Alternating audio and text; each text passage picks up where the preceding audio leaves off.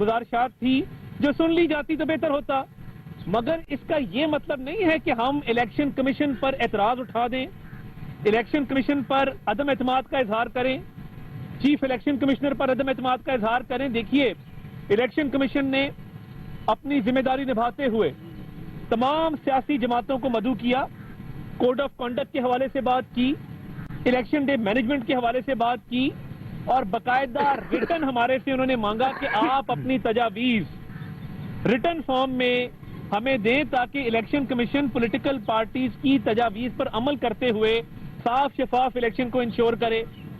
But ये इंतहाई गलत बात है कि इलेक्शन कमीशन की क्रेडिबिलिटी पे सवाल उठाना। चीफ इलेक्शन कमिश्नर की अपॉइंटमेंट कंसेंसस से हुई, इमरान नियाजी साहब की जमात ने उनका नाम प्रपोज किया, हमने एक्सेप्ट किया। अब जब कंसेंसस से हुई है, तमाम पॉलिटिकल पार्टीज को वो बुलाते हैं, वो सुनते हैं, और फैसला जिसके खिलाफ आना होता है वो मेरिट पे होता है, किसी कानून के तहत होता है, किसी ज़ाब्ते के तहत होता है। हल्का बंदियों के मामलात भी किसी कानून ज़ाब्ते के तहत हुए हैं।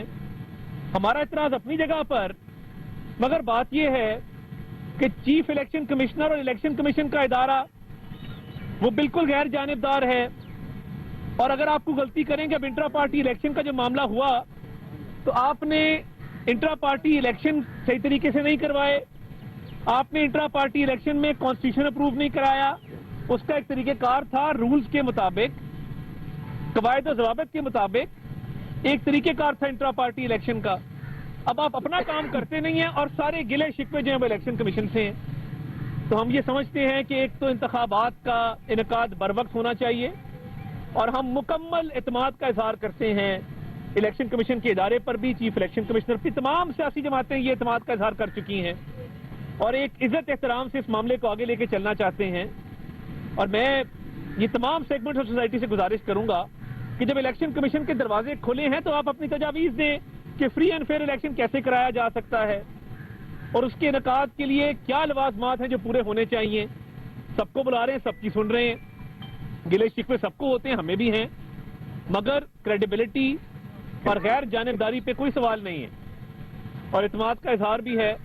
और मैं अब आऊंगा उस शख्स की तरफ जो अडयाला जेल में अपने जराइम की वजह से बंद है।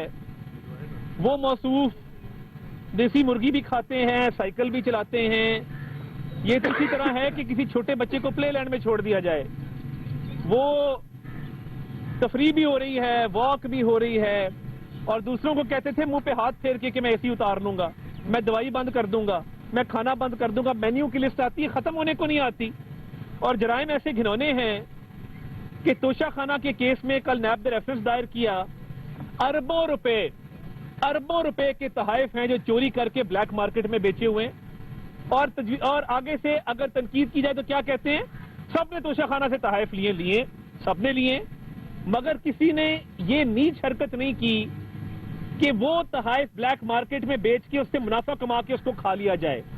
लोग तहाइफ लेते हैं, अगर उल्फत मुगल जैसा दोस्त आ जाए उसको दिखाने के लिए कि ये देखें सऊदी अरब के बादशाह ने ये घड़ी दी थी, मेरी तो ये 25-30 हजार वाली है, मगर ये दिखाने के लिए कि जी ये मुझे फलां मुल्क के सदर ने तोहफा दिया था। लोग उसको अपने घर में सजा के रखते हैं इज्जत तकरीम के लिए, फख्र के लिए कि हमारा ये मकाम था कि हमें किसी और दोस्त मुल्क के सरबराह ने ये चीज तोहफे में दी है।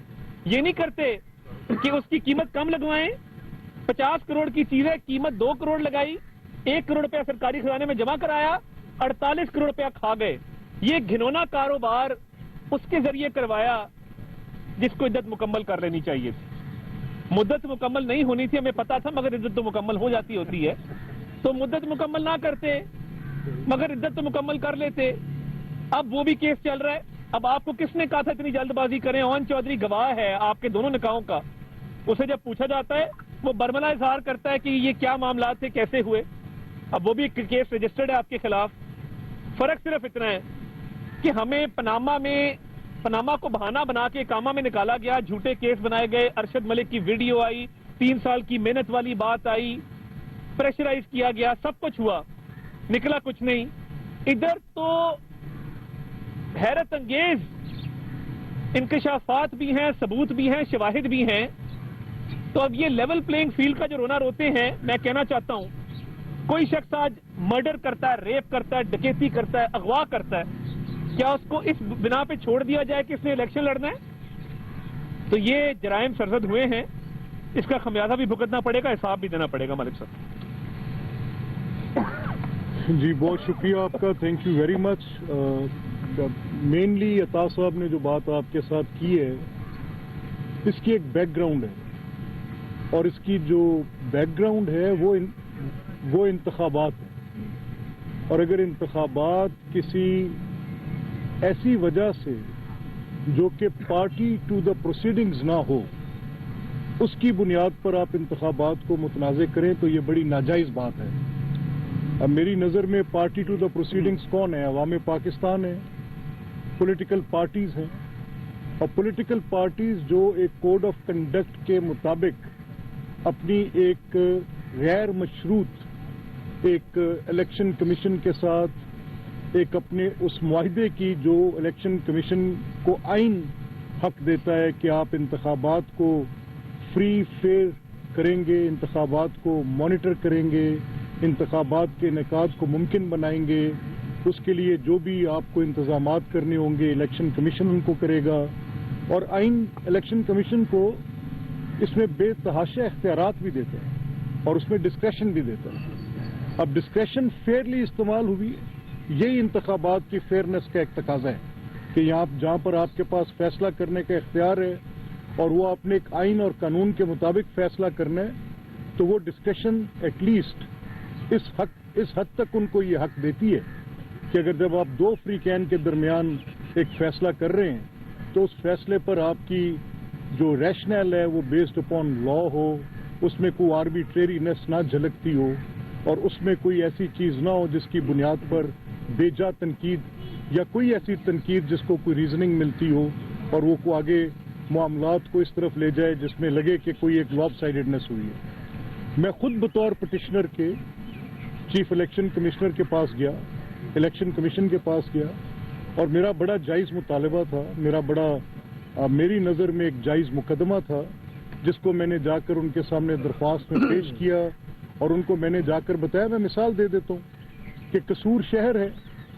اس کو بطور میونسپل کارپوریشن کے الیکشن کمیشن نے غلطی سے قصور شہر کو انکارپوریٹ کر لی ہے، اور یہاں پر پنجاب میں آپ سب دوست گواہ ہیں، ایک تاریخ ہے کہ 2019 میں لوکل گورنمنٹ کے لا کو پی ٹی آئی کی گورنمنٹ نے ختم کیا، 2022 میں جب حمزہ صاحب آئے تو ایک لا کی نئی شکل آئی، اور پھر جب پرویز صاحب آئے تو ان کی گورنمنٹ میں ایک نئی شکل آ گئی، اس کے اندر میونسپل کارپوریشنز کو یکسر ختم کر دیا گیا، ماس وائز 7 ڈویژنل ہیڈ کوارٹرز کے، اور باقی جگہوں پر ضلع کونسلز بنا دی گئی۔